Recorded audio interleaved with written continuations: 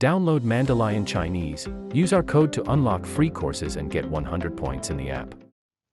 The final two initials are E and U.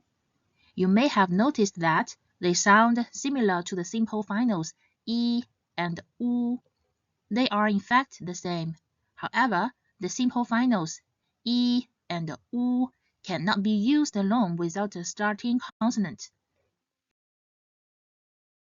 Hence, to express the pinyin for words that have the E or U sound, the Y and W consonant will have to be written in front of these finals respectively to complete the pinyin structure.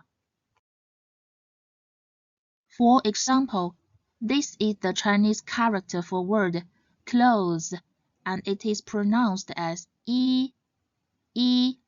As mentioned earlier, pinyins that have E sound cannot just be expressed with the vowel I. It must be expressed together with the consonant Y. So, the pinyin for the E sound should be written as YI, E, with the first tone. Similarly, this is the character for house in Chinese, and it is pronounced as U.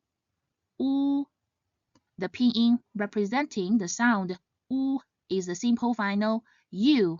However, it cannot be used on its own and must be used with the consonant W to represent the pinyin sound for U. This character should be read in the first tone, U. Download Mandalion Chinese. Use our code to unlock free courses and get 100 points in the app.